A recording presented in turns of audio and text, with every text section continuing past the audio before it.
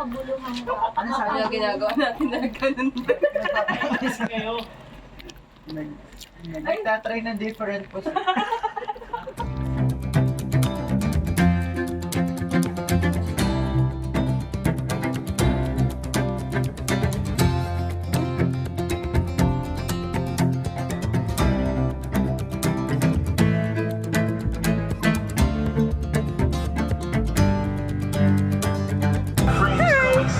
Dito po kami sa grocery. Nagpre-prepare para for tomorrow kasi tomorrow na ang aming board. So, nabili kami ng snacks. So, jam! Dati naman hotdog. Tatay lang yung hotdog ang option. Ano? 3:30. Kita nyo? Wala pa kayong ilalagay doon.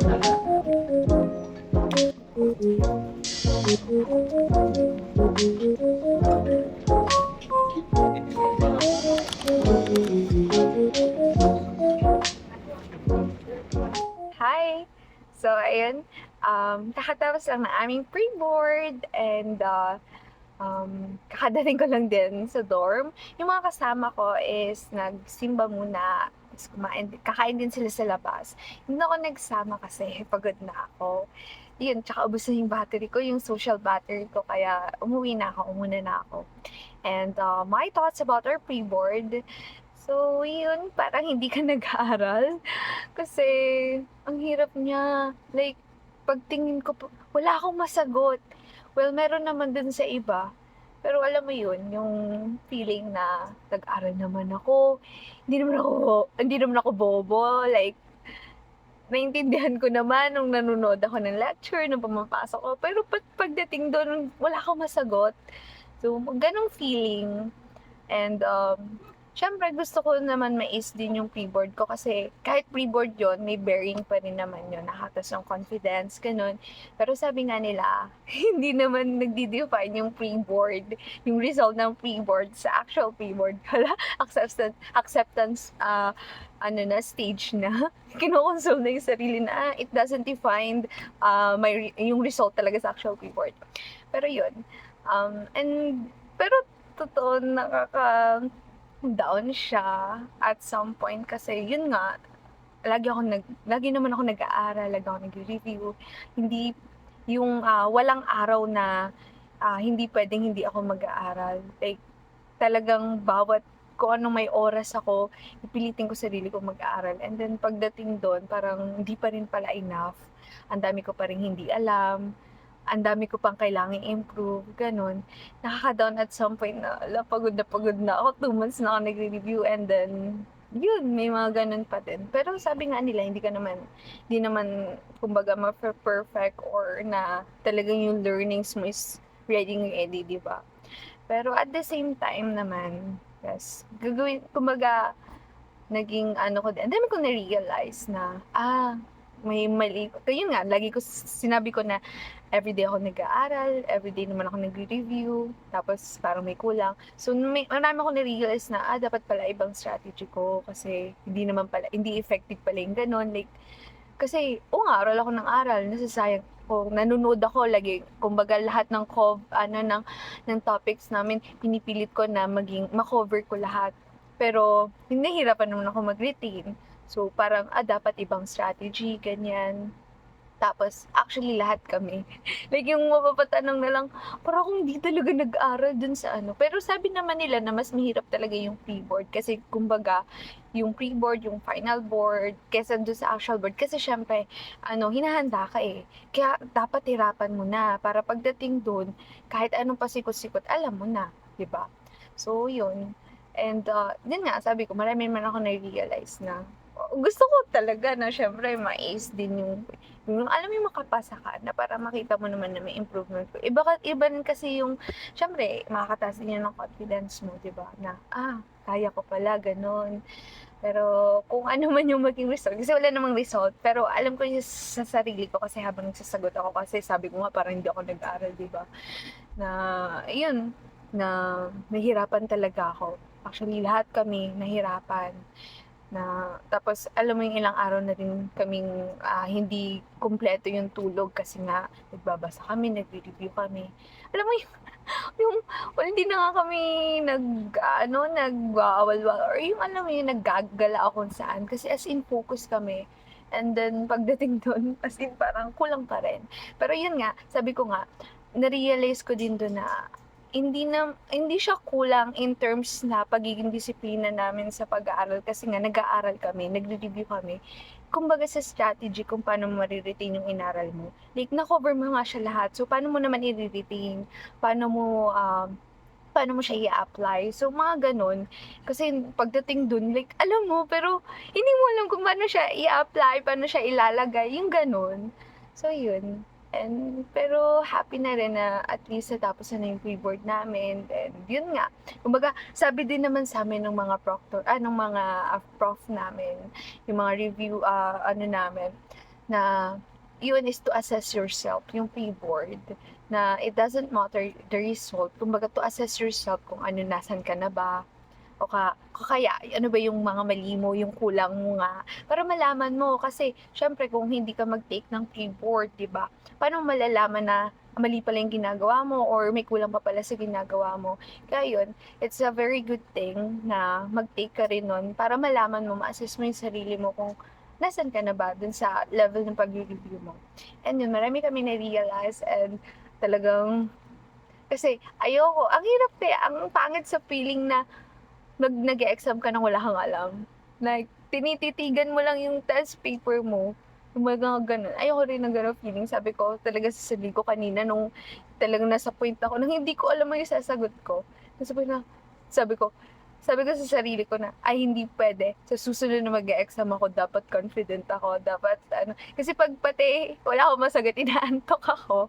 Kaya ayun. Nasabi ko, dapat sa susunod na mag-exam ako, hindi pwedeng tititigan ko lang yung test paper. So yun lang naman my thoughts about pre-board. And happy. And at the same time, hindi ko pagkakaila na medyo down. Kasi nga, sabi ko nga, parang kung hindi nag-aaral, yung mga, halos lahat ng lahat talaga ng subject. Sabi ko, may mga subject talaga na inalay kami. Like, for example, hindi namin gano'n ni-review kasi nag-focus kami sa ganito subject. Nakala namin yun lang yung maaalay namin. Pero actually, parang halos lahat na iaalay namin. So, ayun. Anyway, we're done. And, okay na din. So, at least naman, may marami kami na-realize and natutunan na kung ano ba dapat yung dapat namin gawin or ano pa yung dapat namin improve. So, yun lang. Magpapalit na rin ako ng damit and mag-iimpis para makapagpahinga na ng tuluyan. Pahinga as in tutulog lang. So, yun. For the blood. Ito po ay scripted. Scripted po ito. Ayaw mo na. Leading niya ako sa afar. Hindi talaga promise. Wala akong basa sa afar. Kaya... Nakabingi ang tahimik ng calculator. Ako din. Ako nagkakapit. Tutog na lang.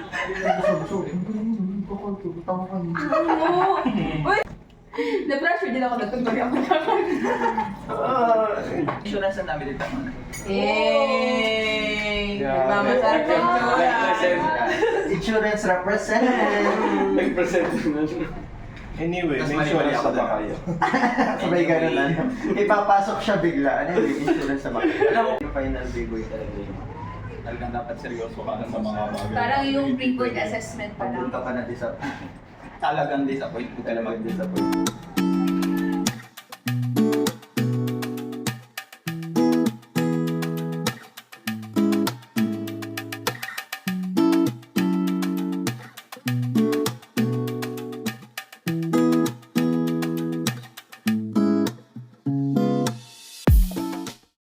Hello, I'm Donna, and I want to share to you the book that I just finished reading. So it's Atomic Habits by James Clear.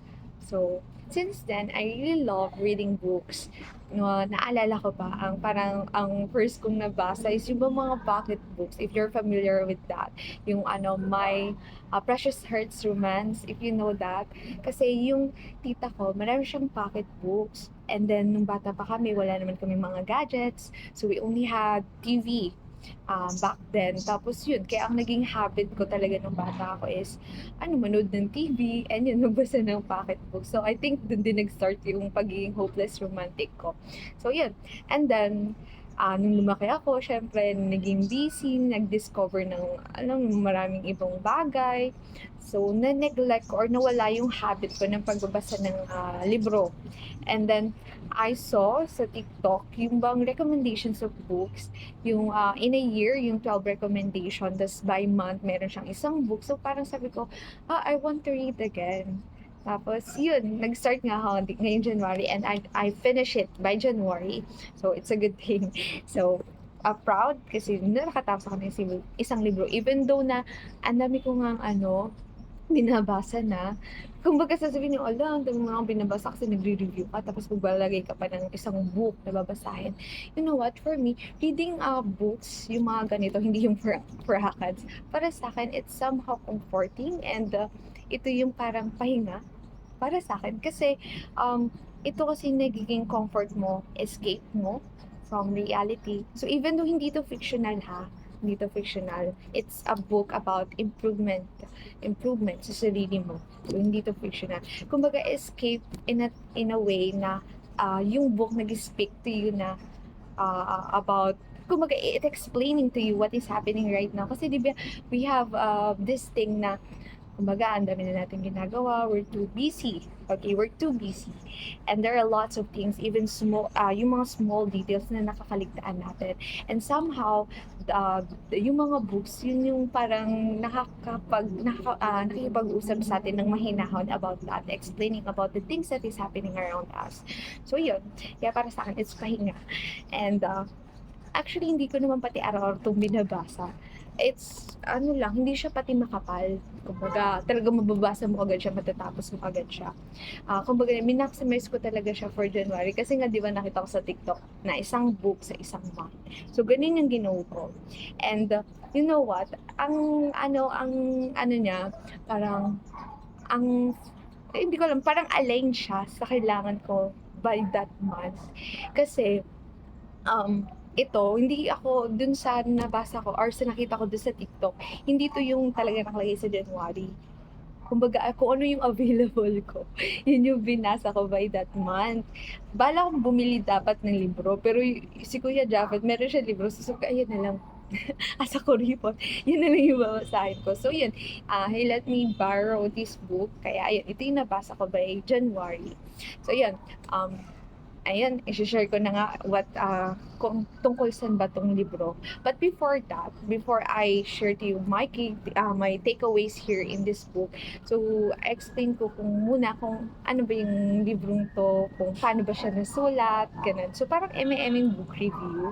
So para sa akin, this book was written in a simple, practical, and organized way.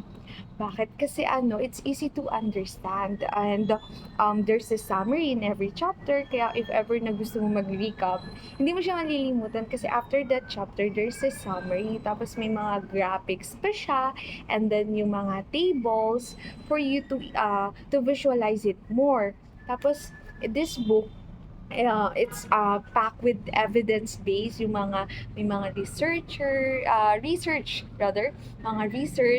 studies, and real-life examples na nakikita mo talaga para hindi mo lang basta siya ma-visualize. Parang meron talaga siyang patunay or proof na it works. Parang ganun. Kasi nga, this book, from the word itself, habits, so it will help you to get rid of your bad habit and to build a good habit.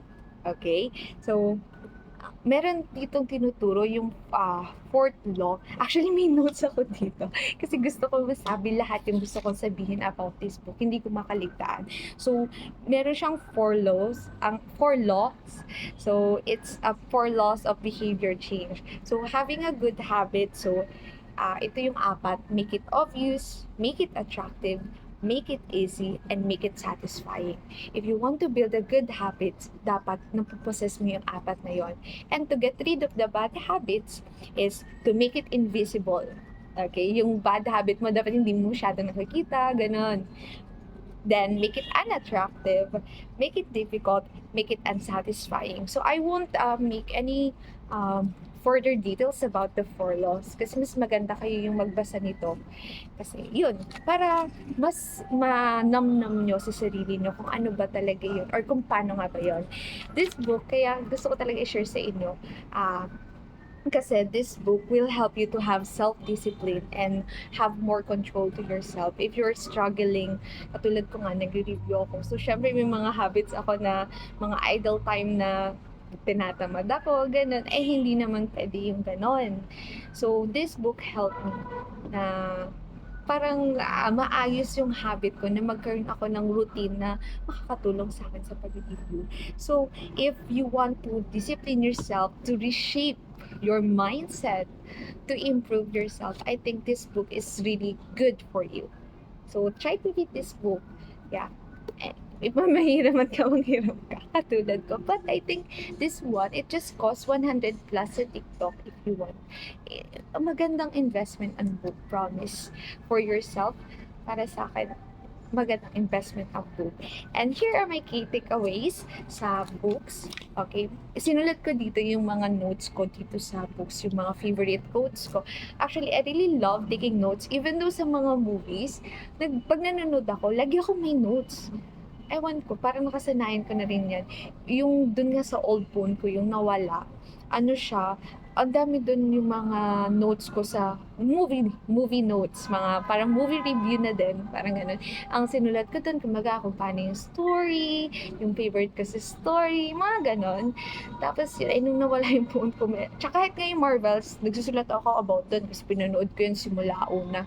Tapos ay din nawala yung phone ko, parang nawalan ako ng gana na magsulat na. Kasi nanghihinayang ako sa mga notes ko doon. Pero that's it. Tapos ngayon, edi nagbabasa naman ako ng book and yun, sinusulat ko yung mga favorite ko about it. So yun, hindi siya talagang yung book review na very technical, but it's just something na ayokong malimutan. Kaya sinusulat ko. So yan, ito for random order to, hindi to yung by page na makikita nyo. But yun, sinulat ko siya sa way na gusto ko. So the first one na quote or na sentence or na phrase na nabasa ko dito na gustong-gusto ko, it said, goals are about the results you want to achieve. Systems are about the processes that lead to those results. So, very, ano siya sa akin kasi lately, nag-focus ako sa kung anong gusto ko. Like, gusto ako na ito, sa pagpasa. Diba? Sa pagpasa, sa board exam. So, gusto ko, okay? So, doon ako nakapokus na gusto ko. Pero, paano yung process? Like I said, medyo may mga habits ako, di ba, mga idle time na nawawala ako sa wish na I have to wait pa sa aking utak na nagana before I review. So, di ba, it's mali. Yun. Kaya, this one, parang, nga, why do we always focus on that end product, yung result? Why not focusing on the process first? Kasi if nag-focus ka sa process, even though nakasulat dito, if nag-focus ka sa process na basta magbabasa ako or mag-aaral ako, may time ako na dapat dito, kung naggawa ka or nag-focus ka sa strategies mo, even though you're not thinking about the result, it will lead to that. So why focus to that end product agad? Kasi may stress ka eh. Kasi that's a big thing. O yan yung pinaka gusto mo. Pero why not focus first on small details on how to do it? So kaya I really love this quote. And then next, it said, babasahin ko na, success is not a goal to reach or a finish line to cross. It is a system of improvements and an endless process to refine. So yun, it's success naman. It talks about success na ito naman yung pag na-reach mo yung success or yung goal mo for that moment, it's not the end. Okay, it's not the ending. Sabi nga dito, or it's not the finish line. Kasi if in the whole process na ginagawa mo yun, kasi nare-reshape mo yung sarili mo, nare-redefine mo, nai-improve mo yung sarili mo, and parang learning or self-improving, it's not, kumbaga, may ending siya, it's continuous, yung growth natin, it's continuous. Kaya yun yung gusto nang sabihin na don't just focus from the word itself, success, kasi it's not really an ending or a finish line to reach. Kasi it's really about your growth, your improvements to yourself. Kaya yun, I really love this. Oh, I love this. And then number 3, actually, I have here 7. So now we're number 3. It said, one of the most effective things you can do to build your better habit is to join a culture where you desired behavior is the normal behavior. Ito yung yung sumama ka. Kunwari, di ba, if naririnig nyo yun sa iba, sa mga matatanda, ganun. Kung gusto mong maging matalino, sumama ka sa matalino. Di ba? Ito yung parang sinasabi mo. Kasi, di ba, ang hirap, kunwari, kasama mo mga gusto yung magwawalwal, ganyan. It's, masaya yun. Maggagagala, masaya yun. Pero, tapos ikaw lang yung mag-aaral or ikaw lang yung nag-review, ang hirap nun. Kasi nakikita mo sila, nag-enjoy, nanonood lang. So, mahihirapan ka nung mag-focus. Kaya, if you want to be that kind of person, kumbaga, samahan mo yung kung anong gusto mong maging. Okay? Dun ka, kumbaga, kasi mayroon dito sinabi, yung sabi din na motivation is overrated. Ang dapat talaga is your environment. Kasi totoo yun. Like, motivated ka nga, pero hanggang kailan ka magiging motivated? Kung yung environment mo, lahat sila parang you have the same goal. Kahit minsan nada-down ka na, napapagod ka na, tapos pero sila patuloy pa rin. Nagkakaroon ka lalo ng edge or ng engine to do not give up. Kaya, yun, samahan mo yung tao na gusto mong maging din. Like, it's just it. So, then next, it said, with identity-based habit, the focus is on who you wish to become. So, parang lang siya, complementary dun sa unang quote. So, yun nga, samahan mo yung, kumbaga, samahan mo, kung gusto mo maging matalino, sumama ka sa matalino. Yun, ganun lang. And then number 5, choose habit that best suits you, not that one that is popular, yun. Kasi diba, porket hype yun, parang, gusto ko din, ganyan. And then, pag hindi natin nakuha or hindi tayo yung, parang, hindi ito yung naisip natin and expect natin, sometimes, na-frustrate tayo. Kaya sabi dito, wag yung kumbaga dahil hype o maraming gumagawa nito, ganun na rin ang gagawin mo. Sinasabi lang dito kung ano ba yung gusto mo or ano ba yung bagay sa'yo, ano yung talagang mo, yung gusto mo. Kasi mahirap gawin ng isang bagay if hindi mo naman talaga totoong gusto. If you're pretentious, ang hirap kaya mag-pretend, diba? Na ikaw to, ganyan, pero hindi naman talaga, ang hirap kaya nun. Kaya yun, sabi dito, kasi para rin nagwi-waste ka ng time at niloloko mo yung sarili mo. Kaya yun, choose the best that suits you. Ay, tama ba? Choose habit that best suits you. So yun. And then 6, it is your commitment to the process that will determine your progress. Ito yun, madali yung attainment, pero mahirap yung maintaining. Kasi yung attainment, aabutin mo lang eh. Like, gagawin mo lang. Pero yung maintaining, like, i-maintain mo yung nandun ka, mahirap yun. Kasi, it's not really just about yourself, but it's also about your environment. So, mahirap talaga yung maintaining. Kaya, yun, ang pinaka, nito, is to commit yourself. Mag-compromise ka. If you really want it. So, prove that you want it, diba? So, hindi naman talaga madali. Yung kumbaga sa una may habit ka na ganito, tapos since it's a bad habit na gusto mong alisin, di ba may mga temptations pa rin, may mga time na magagawa mo pa rin, and that's okay. And that's okay kasi normal yon. Hindi naman pagka maalis mo na agad eh, hindi yun ganon. So kaya yon, sabi dito, it's the commitment mo sa process. Pero syempre, kung man may temptation ng ganun, nasa sa'yo yun, di ba? If you want to improve yourself, di i-resist mo, gawin mo yung way or gawin mo yung tama o yung talagang in-impose mo sa sarili mo. Kasi pag binalikan mo yun, so ano nun pagkatapos nun, di ba magsisisi ka? So parang ganun. Kaya yun, mag-compromise ka dun sa process na in-impose mo or in-strategize mo para sa goal mo. Okay? And then, this is the last one, number 7. When you fall in love with the process rather than the product, you don't have to wait to give yourself permission to be happy. I really love this. Kasi ako yung tipo ng tao na, kunyari, eto, hanggat di ko nagagawa, hindi ako mag-enjoy. Or hanggat di ko nakakamit yung goal ko for that day, hindi ako mag-enjoy. Kunwari, nagagawa ako ng, nung napasok pa ako, kaya nagagawa ako ng project or assignments, hanggang di ko natatapos, hindi ako nakain kasi gusto ko muna tapusin bago ako kumain. Which is not good, right? Pero yun ako dati.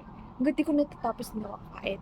O kaya, pag nagre-review ako, hanggat hindi ako nakikita ko yung, hanggat hindi ko nakikita yung result ng exam ko, hindi ako kakain sa Jollibee. Kakain ako sa Jollibee kasi Jollibee is one of my reward.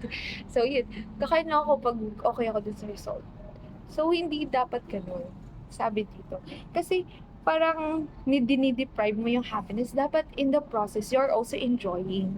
So parang naisip ko, pagod ka, sige, magpahinga ka, deserve mo yun, even though wala ka pa dun sa product or dun sa ending nung anong goal mo, di ba? So yun. At ang ganda ng word na you don't have to wait to give yourself permission to be happy. Diba? Na kahit wala ka pa dun, kasi it's the process. Actually, you should focus in the process, not the end product. Kasi if you focus on the process, if you focus on the process, kasunod na nun yung product. Wag yung product kasi it's a big thing. Mapufrustrate ka lang when you focus on that. So, dapat sa process, little by little, small details. May sinabi nga dito kahit everyday 1% lang, that's okay. Yung 1% lang yung improvement mo in a day, that's okay. Kung mayroon ditong rule, yung mga 2-minute rule, gawin mo lang siya ng 2 minutes. Okay? So, kumbaga, ano ba naman yun sa 1 hour o kaya sa whole day? Diba? So, kung 24 hours, sa 2 minutes mo lang yung gagawin every day, tapos parang i-increase mo lang siya. And yun yung kahit yung small lang, nag-start ka lang sa pinaka mounting oras or pinaka-maliit na bagay. And that's really a good thing na. And yung mga ganong bagay, you can celebrate. Even though hindi yun yung goal mo, you can celebrate. You don't need to deprive your happiness. Kasi dapat ma-fall in love ka nga sa process, hindi sa product. So there you go. Kaya yan, if you are struggling too with yung sa habits mo, gusto magkaroon ng self-discipline or magkaroon ng control sa sarili mo, lalo na nga you have a lot of things to do. So I think this book will really help you. And ayun. And then actually, di ba sabi ko by month, meron na akong libro na basa. So, expect nyo na every end of the month. Not every end of the month, pero sa akin, oo. Pero sa mga videos ko, magkakaroon ako ng book reviews. Kasi na-miss ko lang din yung I love sharing my thoughts. And na-miss ko ito. Kaya yun. So yeah, I think this is the end of my vlog. So thank you for watching my vlog. I hope I hope everything is well, and if not, believe that it will be well. So yun lang. Love lots, Donna. Bye bye.